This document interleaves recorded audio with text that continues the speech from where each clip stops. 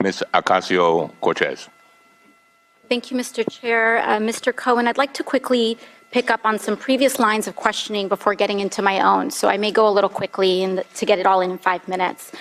First, my colleague from Vermont had asked you several questions about AMI, the parent company of the National Enquirer, and in that you mentioned a treasure trove, a quote, treasure trove of documents in David Pecker's office relating to information assembled from all these catch and kill operations against people who potentially had damaging information on the president. You also mentioned that the president was very concerned about the whereabouts of these documents and who possessed them. Does that treasure trove of documents still exist? I don't know. I had asked David Pecker for them. So you would say the person who knows the whereabouts of these documents would be David Pecker? David Pecker, Barry Levine, or Dylan Howard. Okay, thank you. Secondly, I want to ask a little bit about your conversation with my colleague from Missouri about asset inflation. To your knowledge, did the president ever provide inflated assets to an insurance company? Yes. Who else knows that the president did this? Alan Weisselberg, Ron Lieberman, and Matthew Calamari. And where would the committee find more information on this? Do you think we need to review his financial statements and his tax returns in order to compare them? Yes, and you'd find it at the Trump org. Thank you very much. The last thing here, the Trump Golf Organization currently has a golf course in my home borough of the Bronx, Trump Links. I drive past it every day, going between the Bronx and Queens. In fact, the Washington Post reported on the Trump Links Bronx course in an article entitled, "Taxpayers Built This New York Golf Course and Trump Reaps the Rewards."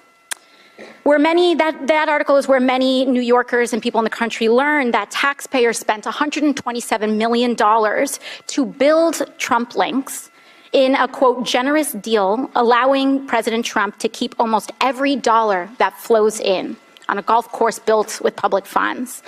And this doesn't seem to be the only time the president has benefited at the expense of the public. Mr. Cohen, I want to ask you about your assertion that the president may have improperly devalued his assets to avoid paying taxes. According to an August 21st, 2016 report by the Washington Post, while the president claimed in financial disclosure forms that Trump National Golf Club in Jupiter, Florida, was worth more than $50 million, he had reported otherwise to local tax authorities that the course was worth, quote, no more than $5 million. Mr. Cohen, do you know whether this specific report is accurate?